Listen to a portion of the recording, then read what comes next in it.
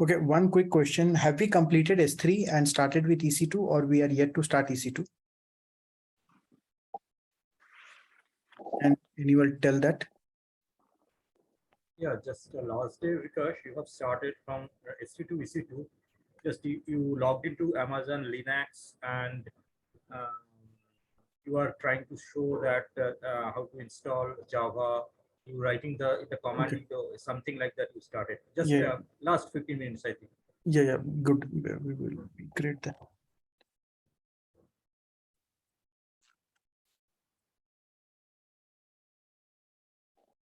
Wait a second. Share, new share. And you told about the types of instances, or like reserved instances, spot instances. Yeah, give me some time. Enter screen. Sure.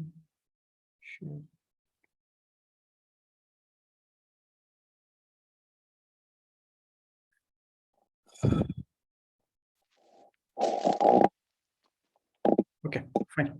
So we have started with EC2. Mainly it will be a theoretical class today, where we will be talking more about EC2 and then going ahead with the other components. At any point of time, you feel any question to be asked, please stop me and ask the question. Okay. Now, first thing first, we told that there will be EC2. Now, EC2, as I told you, is the cloud component, or when I say virtual cloud, it is my compute component in the cloud. Whenever I talk about VM or virtual machine, I will be talking about EC2. EC2 gives me the compute power. Okay. When I say compute power, when you go to buy a laptop, the most important thing which you look at is the RAM and CPU. And based on that, you will be buying the laptop and you end up paying cost for that. Okay. So when I say VM or EC2, you think that you are surrounded by a lot of computers around you, and you can pick, you think like you're in a market where there are a lot of computers around you. You can go pick one machine as per your choice, and that machine you can configure as per your requirements. So many of you might go and buy a brand new laptop which is pre-configured from the company, but many of you might go and buy a software or a company or a computer which you configure. Okay, I need 8 GB RAM, I need this CPU, I need this operating system. So you configure the requirement as per your need.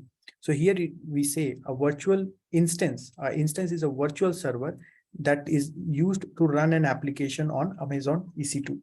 You can think like you get tiny part of a very large computer, but the good thing is here you choose hard disk, network, operating systems, everything of your own choice. You make a choice and you take that, but it is everything virtual. You cannot go and touch this, but yes, you can do everything, whatever you want to do on this. We said Elastic Cloud Compute is basically a service which gives you resizable compute capacity. Now, this resizable compute capacity is very important for me. I told you that there is a concept of scaling. And when I say scaling, I talk about two types of scaling, whereas one is horizontal scaling and the other one is vertical scaling. Vertical scaling means the same system, you increase the RAM, CPU, and make it bigger. But that's not the right way to work with that, because you're still dependent on one single server. And there is a high chance that this one single server may crash and you end up losing everything. So this is one problem. The second problem is that even if you increase the capacity of a machine, there is a limitation to that. So let me say I have a machine which is having 4 GB RAM right now. So I can increase the capacity, but then it has a limitation. Like I can make it maximum till 16 GB. I can upgrade it to 4 TB. But beyond that, definitely I will not be able to do it. So vertical scaling is never ever recommended. What is recommended? It is recommended that you go for horizontal scaling. When I say horizontal scaling means machines with similar capacity are added. Now, if similar capacity machines are added, then you will get the compute power more. And if one of the machine is gone, you can rely on the others. And when the workload is down, you can simply remove them. So it is like one person doing everything with, when you say vertical scaling, and horizontal means similar kind of people doing the same task by distributing it. So always and always go for horizontal scaling. Yes, I can do it manually, means I can buy servers from market and then go ahead and configure it, but that will be time consuming. But when I go to cloud, I can go and provision EC2 instances as per my need, and it hardly takes a minute or two for me to bring them up. And when my work is done, I can just return it back to Amazon and pay only for the duration for which I have used it. Then I told that there are 4 varieties to this. First one being on demand. I need it, I have the requirement, I want it, and I take it. That is on demand for me. Then I am a I'm a person with well plan. I want to plan everything in advance, and I go and plan the requirement as per my need. So let me say I have requirement of 100 machines on a daily basis. So I can say 70 machines I can take as reserved instances.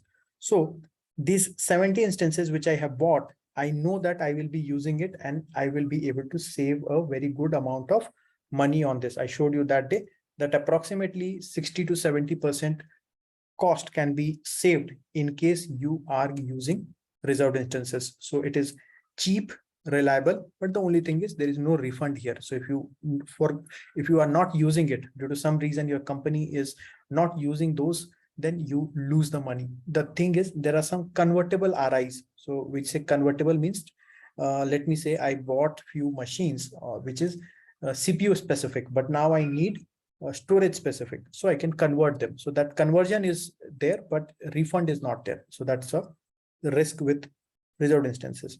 Then on spot, I told you that you know that nighttime servers will not be used. So you go ahead and take the servers at a very cheap price, you bid for that. But the only problem is if someone else is bidding at a higher price, you can be thrown out of that server. But there are people who are ready for that because they know that they are getting it at a very cheap cost. And the last one is dedicated. So if you're doing a mission critical work where you have a lot of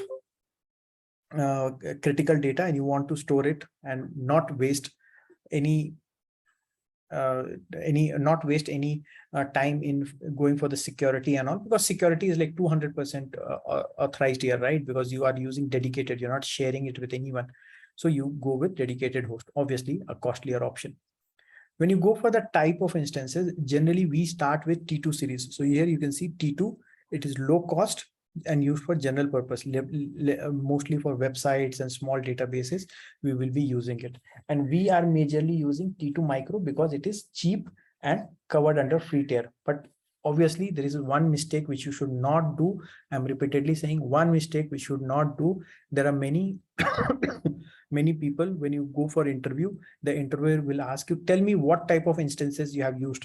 Don't say I have used T2 micro, because T2 micro is only and only used for training and learning purpose. If you're using something for production grade work, you will be using like D2, M4, C4, those kind of things. So you can say I was using M4 large, I was using M4 XL. So that kind of thing, say, don't say that I was using T2 micro. It's a blunder.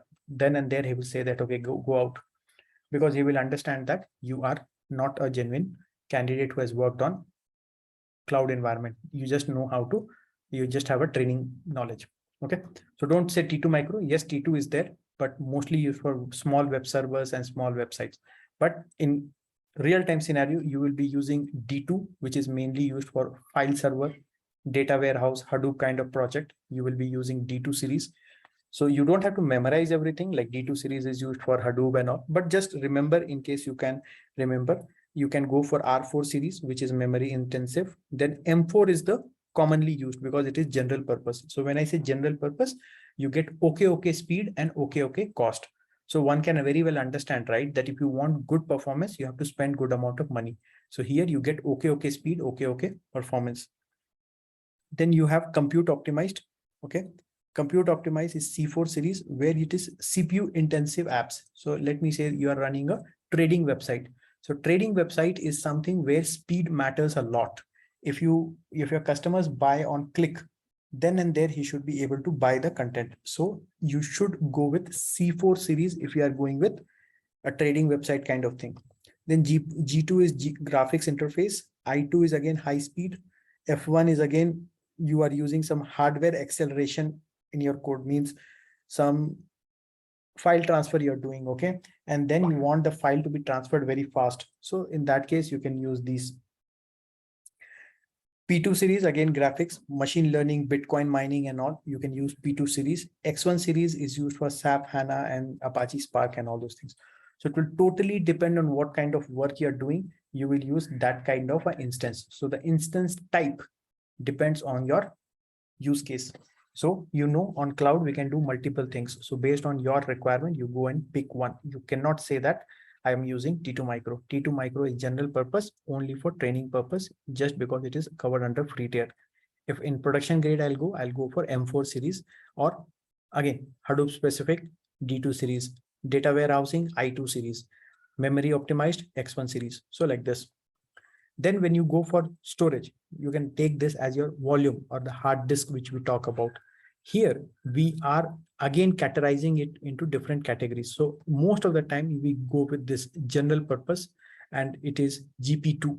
So 8 GB of memory. When you create an instance, you allocate a memory 8 GB. So most of the time you go with this general purpose. So if you see here, most of the workload will fit here. Okay. But if you are looking for provisioned IOPS, means you need high speed, because you have something in database, you want to quickly retrieve the data and show it to your customer. So in that case, you will need high speed. So here the speed can be 64,000 IOPS, means 64,000 operations can be read and write per second. So IOPS is input output per second. So how many multi-threading can happen, means how many parallel activities can happen? 64,000 parallel activities can happen in 1 second. So you can think of the speed. Then obviously when you start moving towards this, the speed decreases. But if you are doing some big data or data warehouse kind of thing, you go with throughput optimized HDD.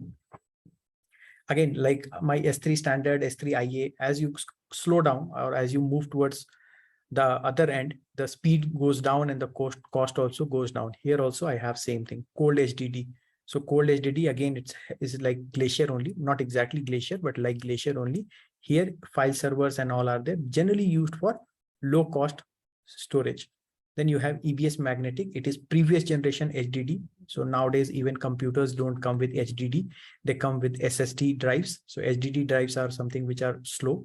So these are HDD drives. And then here the workload can be infrequently accessed. So again, you're dumping some data which you don't want to access very frequent. Even if you access, it may take some time. You're okay with that. So here you get a very nominal speed of 40 to 200 IOPS per second, which is okay, just for storage purpose. So again, these things is something which you should remember, that what is GP2, what is IO1, ST1, SC1, and standard. So this is general purpose, provisioned IOPS, throughput optimized, cold HDD, and EBS magnetic. Most important thing is when to use what. That is most important thing. Because if you're going with interview or exam or certification, they will not ask you that, okay, tell me this. They will tell you, okay, you are a solution architect, design an application for me. So you have to think, okay, it is a general purpose, so I'll use GP2. It is a data warehouse kind of thing, so I'll use D2. Or it is a 3D application streaming, so I'll use G2. So that kind of thing you should know. ENI. So ENI, I told I will discuss later. It comes under networking part, where we discuss about the elastic IP, private IP, and public IP. So whenever I launch a EC2 instance, I showed you that this EC2 instance gets three things: private IP, public IP. The public IP keeps changing whenever you start and stop your machine. So how is it changing? Why is it changing? And then next time when you start again, how come you get a new IP address? So this is the guy we say ENI, or Elastic Network Interface, which take care of that particular thing. It will make sure that the IP are allocated and the machine is accessed via that IP. So I will be dealing in detail about this when I start my VPC or the networking part. So as of now, keep it aside. Then EBS volumes. So EBS volumes, as I told you, when it comes to storage, EBS volumes are my block storage. So the EBS allows you to create storage volumes and attach them to Amazon EC2 instance. Whenever you create, you attach 8 GB for a Unix machine and 30 GB for a Windows machine by default, and then you start your work. Once attached, you can create file system on top of these volumes. So we will be talking about EFS, where we will show you how to mount a file system on top of your EBS or block storage. And then if you want, you can run a database, you can run a dynamic website. Basically, it's a block device, so it gives you a good amount of speed. Now, EBS can be anywhere in any availability zone, but it is preferred that if you launch your instance in US East 1A, you keep the volume also there, because to and fro data movement is required. So you can go ahead and put your data in the same availability zone. But yes, if you want, you can replicate your EBS, just like how you replicate your S3 in case of failure or in case of deletion.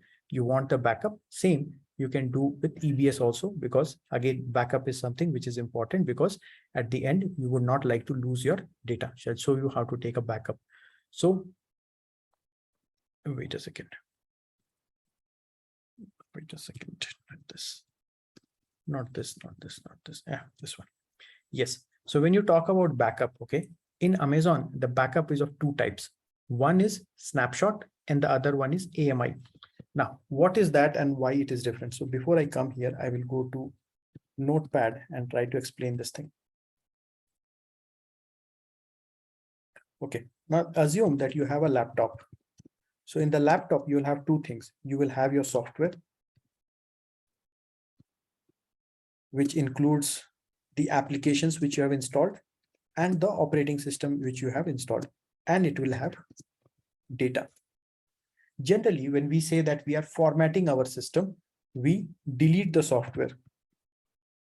And obviously, is whatever associated with that is deleted, and we only take the backup of data. So we take backup and we say data backup, right?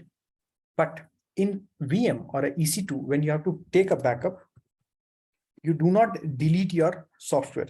So you take a backup of software plus where plus software plus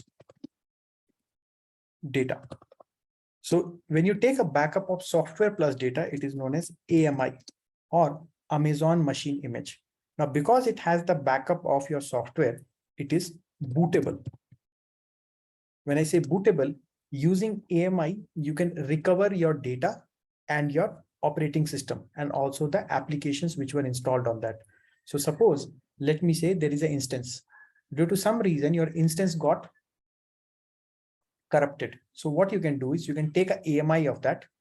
When you take an AMI, automatically a image will be created, which will contain software plus data, and you can use it to boot a new instance. Means everything will come as a new thing, and the old thing will also be there.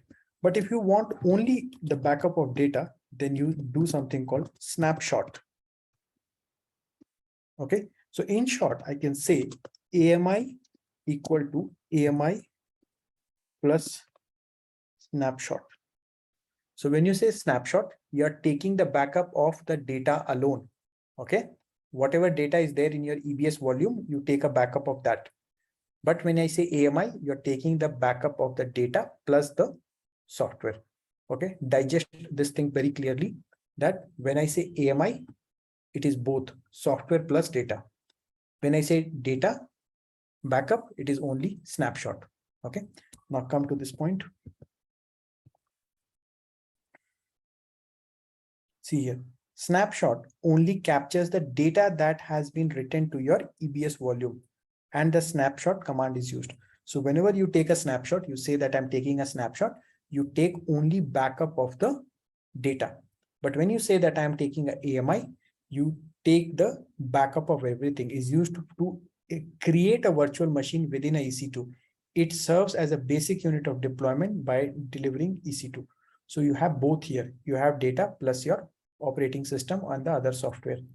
AMI, does it takes root data on, it takes everything, root data, EBS data, whatever you feel, whatever you call, it will take everything. Whatever data you have, whatever operating system you have, it takes everything.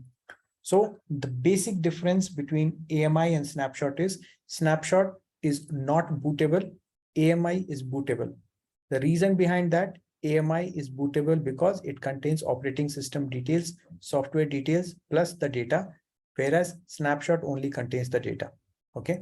Any doubts, any questions, you can go ahead and ask here.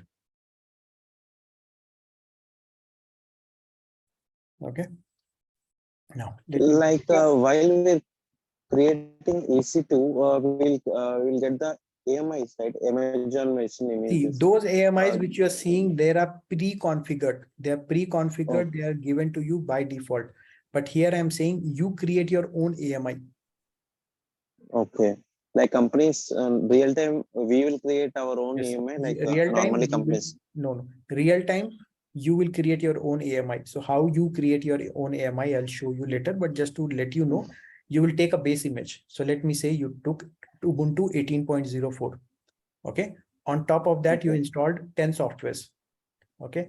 And then you take an image of that. So now when you share the image, you will share the base image, which is Ubuntu 18.04 plus those 10 softwares which has been used. So let me say got in it. my company, there is a new joiner. He has joined the company today. So there are two Yes. things. You say, tell him, okay, go ahead and install this operating system. And these are the 10 softwares which you need to install. Or you give him one image which contains everything.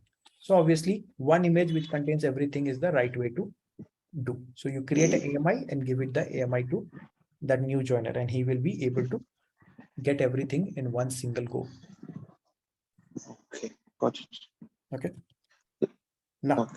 there is something called. So it acts like a template, or You can't say no, right? template. Template is a different thing here, but you can say it's a AMI. Don't say it's a template. Just say it's Okay. a AMI. Okay. Sir, AMI yes, basically yes. means an operating system loaded Plus- with required software Plus the data. plus the date. Okay. Yes. Data means specifically Data data means- of database or anything else. No. Whatever you have in your EBS volume. Okay. Anything which we Anything. store manually. Now let me say, I'll give you an example. Now let me say I have a VM. I have a virtual machine. Okay. EC2 basically. I first installed Ubuntu 18.04. Okay.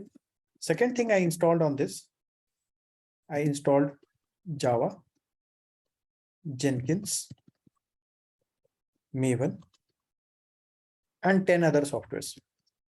Okay. Now, when I run Jenkins, now I'm running Jenkins. So Jenkins will create some data, log data. So data can be anything. The jobs which you run, that data, log, all the details will be there. Now, when you say that I'm taking an AMI, the AMI will contain everything. Okay. Now, where is this data getting stored? It is getting stored in the EBS volume. Okay. So when I say I'm getting an AMI, I get everything, the base image, the softwares, and the data which is associated with this EC2 instance. Okay. I get everything. Okay. Now, there is something called placement group. I'll show you all these things in the screen, but just want to say placement group. Now, the placement group is of three types: spread, cluster, and the third one is partitioned, I think. Partition.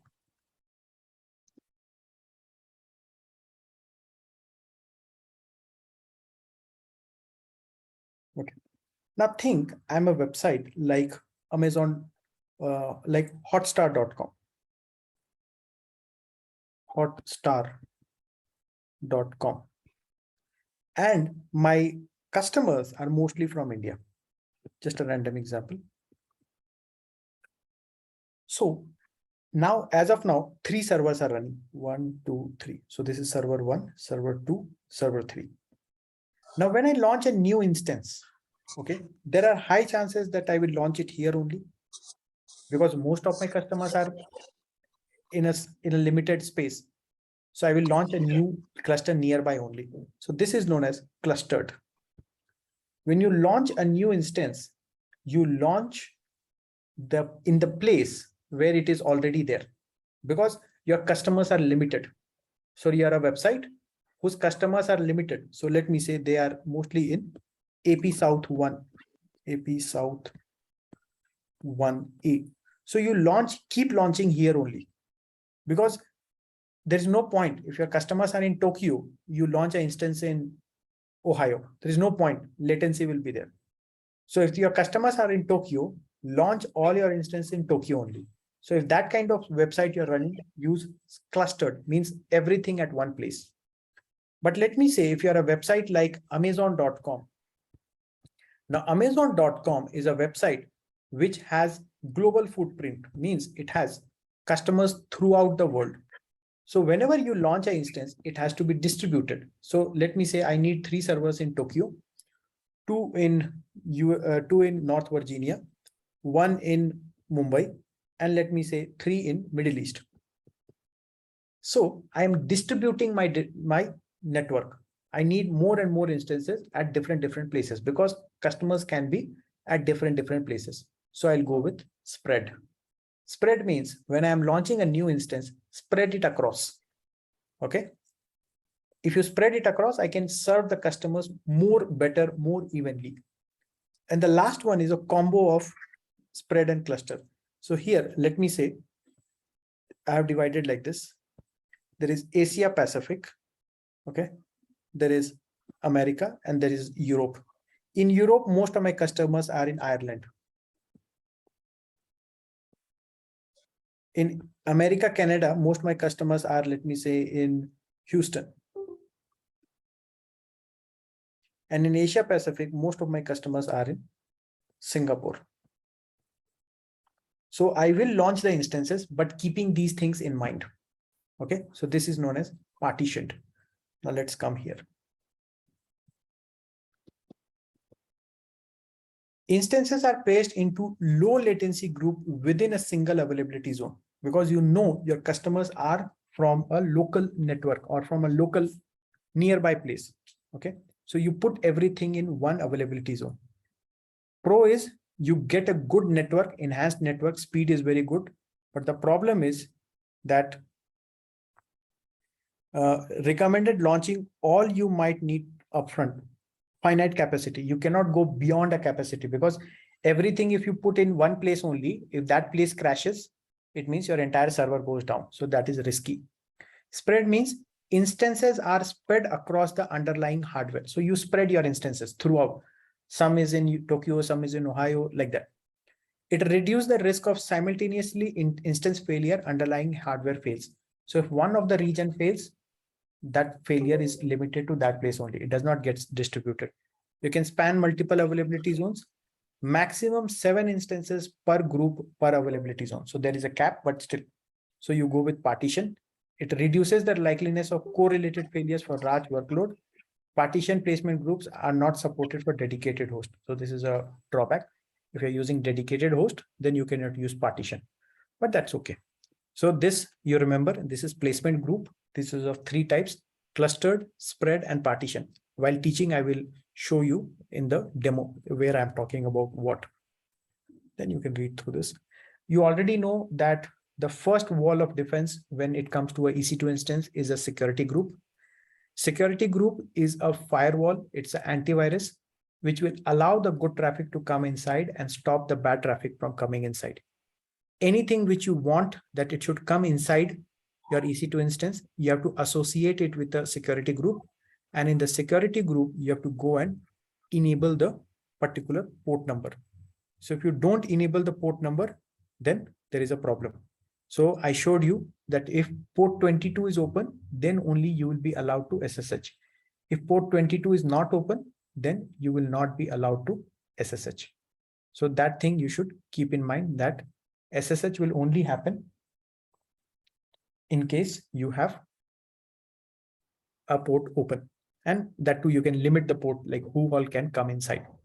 If you say anywhere from IPv4, then everybody will come inside from that port. And if you don't allow, nobody can come. Similarly, outbound traffic can be regulated as per your requirement. Then Bootstrap script, I did not teach you this. I will teach you in the hands-on section. Now, there is something called shared responsibility model, EFS also I'll teach. Now, let me come to the last topic for today, which is shared responsibility model. This is very important, and we will be having many questions on this. Nobody will directly ask questions, but you should keep this in your mind. Okay, see here. This is shared responsibility model. Now, security is something which nobody is going to compromise on. But simply if you say that I have moved all my servers to cloud, it means I am 100% safe. No. There are certain parameters which Amazon will take care, and there are certain parameters which you should take care. So all the orange ones are which Amazon is taking care, and all the blue ones is what the customer or the end user is going to take care. So anything related to network, hardware, infrastructure, those things will be taken care by Amazon. So responsibility for security of the cloud. So I'm giving you an EC2 instance. Where that EC2 instance will run, the physical security of the EC2 instance, the software, the hardware, the global infrastructure, availability zone, region, network, database, these things will be taken care by Amazon. But when it comes to customer, he is responsible for what kind of data he is putting in. So if you put your data in S3 and you don't encrypt it, and somebody takes the data from there, it is not Amazon's responsibility. Because Amazon says you encrypt the data, you do server-side encryption, you do client-side encryption, you encrypt your data, put all type of authentication in place, and go and store your data in S3. Suppose you're putting your data in S3. Which operating system to choose, what networking to choose, what firewall configurations to enable, that is your thing. Suppose you have enabled WAF or Shield. So that is your thing, right? Amazon is not saying that do not enable or enable. Amazon is saying these are the items which I have. If you want to keep yourself safe, enable this. I have a security group. I have 10 other multi-factor authentication. I'm saying use IAM roles. So these things will be given to you as a best practice, but then you have to understand what is required for you and you have to make a choice. So as an AWS solution architect, you are the companies will assume that you know these things. Okay, so make sure that whatever you're putting on cloud, there is a shared responsibility model. Okay, this is point number one. One more point which I would like to call out here is well-framed architecture or well-architecture framework. Now here, again, this is a guideline. This is not the mandatory thing. So what Amazon has done is that, fine, if you're working as a solution architect, always keep these 6 points in your mind. So the first point is operational excellence. So let me say my client has approached me to develop a website to distribute COVID-19 vaccines. Okay. So the first thing which I should keep in my mind is how can I actually perform the task? So my website, which I'm going to design, should allow my customers to book vaccine slots, do the payment, and once the vaccination is done, it should update my database. So this is the bare minimum requirement the customer has.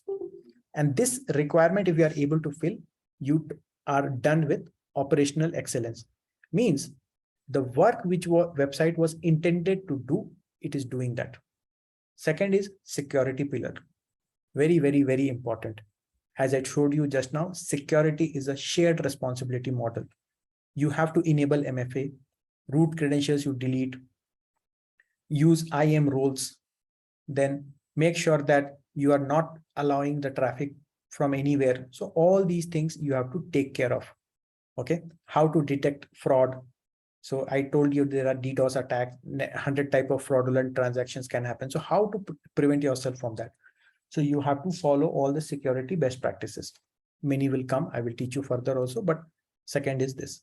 Third is reliability pillar. So reliability is very simple to understand.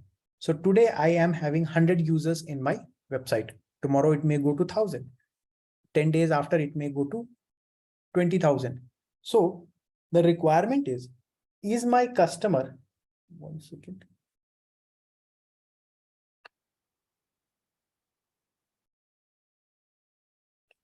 Okay, so the thing is, as and when the workload increases, is my system able to sustain that workload, or there is a problem? So if my machine is not able to sustain that workload, it means, or my system is not able to sustain that workload, it means my work or my website is not proper.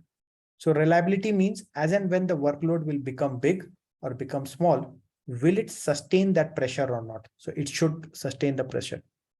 Performance efficiency pillar. So let me say something goes down. How soon you can recover from that failure? So we say there is a HA architecture.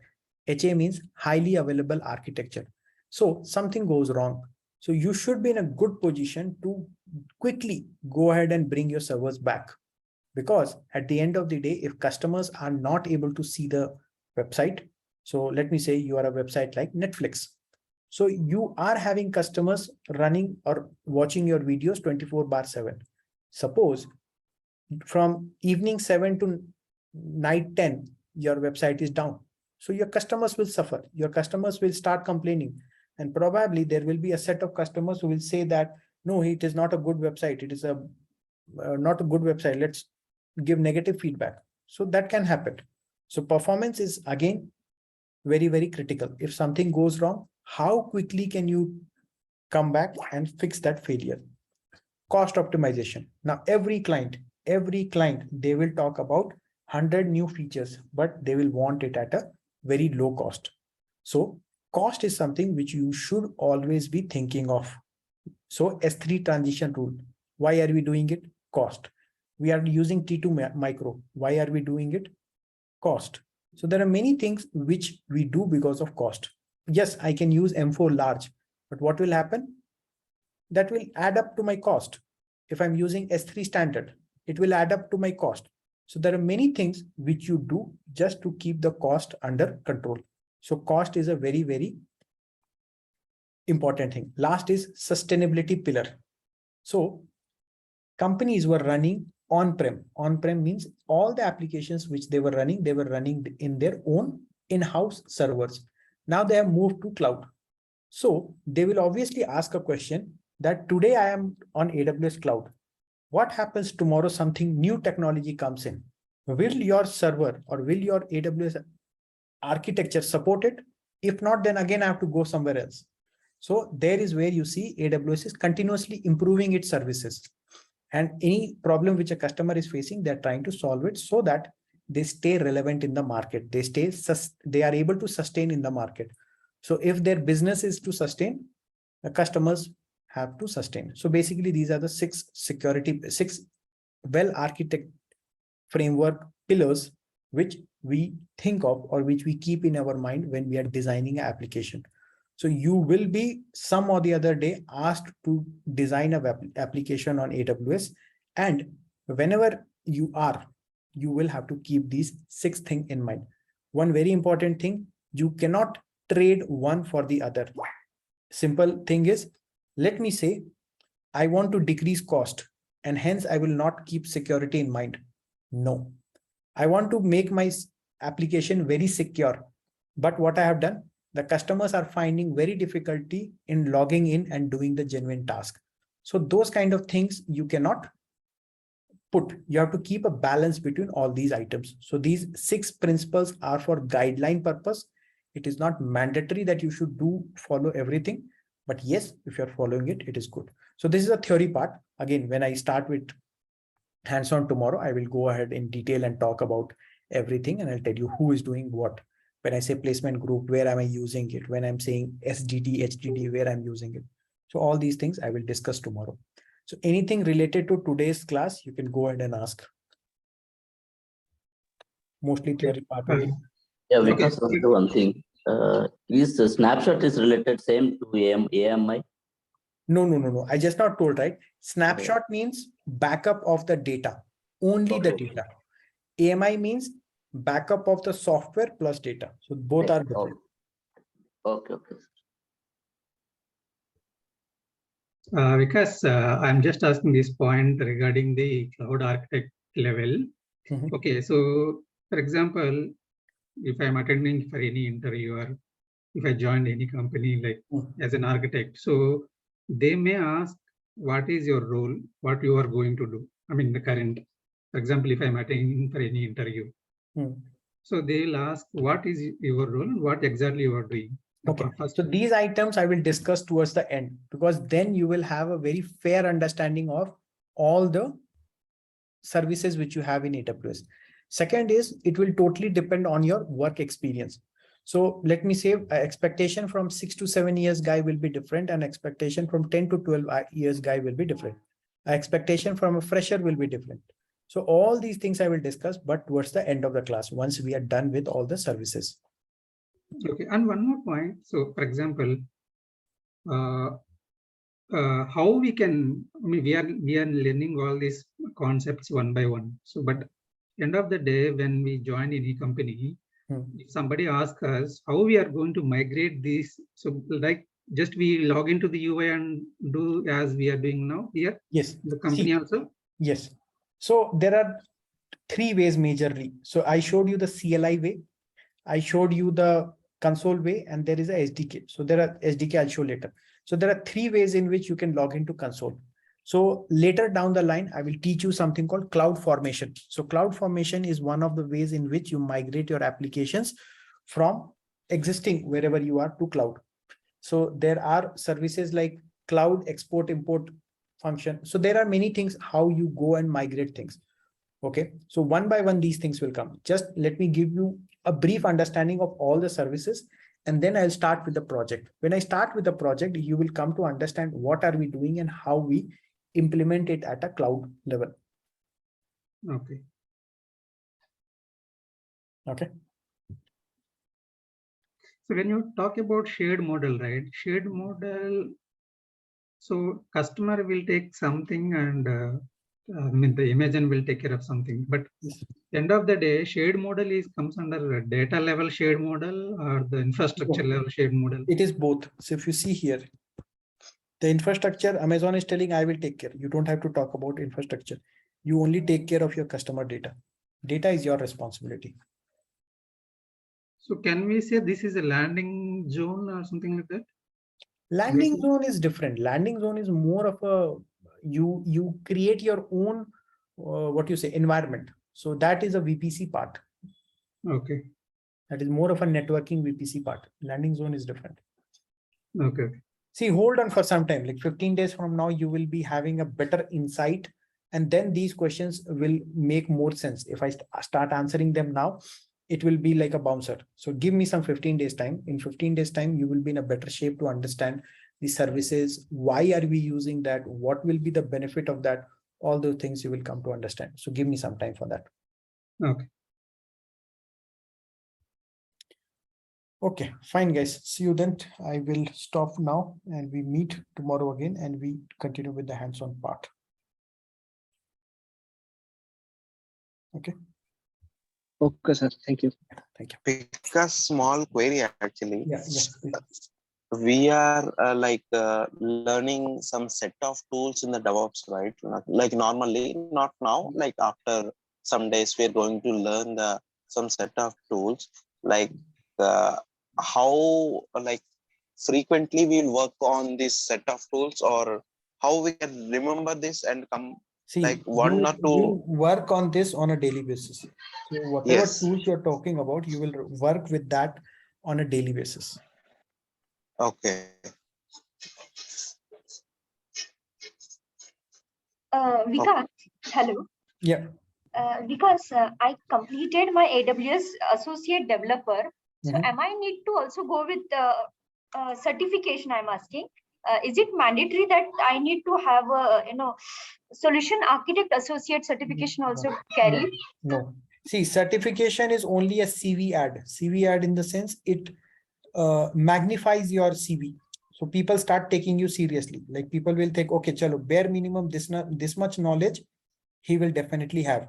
But it is more important to back it up with that amount of knowledge. So knowledge is important. certification is good to have always. Okay, but companies ask us to MNCs to have a They- certification so they- that client, yeah. I'll tell you why they ask. Because see, suppose I have to take an interview. One Saturday, I'm taking interview. I will take 20 interviews. Out of 20, I will see 15 to 18 are like of no use. They saw some YouTube video and they came and say that I know I am AWS guy. So I have wasted my entire day, right? And just interviewed 2 genuine resources. So that's the reason companies say that bare minimum, you should have this much qualification or this certification. That is only for a resume filter. But once it is done, companies will more and more focus on your knowledge rather than on your certification. So nobody will ask whether you are a professional certified or you are a associate level certified. It is only for a filter criteria. I agree with your point, Vikas. But thing is that if the client expect the project which we are going to work and they want the certified employee of specific company to join in that project. In that case, if I want to go with the like solution architect or might be in future like DevOps as an engineer. So as of now, I completed my developer associate. So am I need to go with the chain like solution architect associate? No. Then I need to go for DevOps engineer. So is it mandatory? No, it is not mandatory. It is not at all mandatory. Okay. All right. So if I am getting the choice with 2 certification like solution architect associate or DevOps engineer, so which should I prefer? It will depend on your choice, whether you want to be a DevOps engineer in future or you want to be a solution architect. If you want to be a solution architect, you don't like coding, you want to be more on the design side, you choose solution architect. If you want to be in the DevOps world where you are dealing with Kubernetes, Jenkins, Docker, AWS code has its own services, then you can go with this DevOps certification. Okay, and the package wise in this career, which one is the better? Because like DevOps is good. Yeah. DevOps is good because there is a huge demand. And as I told you earlier also, DevOps is huge demand. AWS is also having good demand. So you can opt for DevOps also. That's good. Yeah, that's perfect. Thank you. Yeah. Okay, fine. See you then, guys. Bye-bye.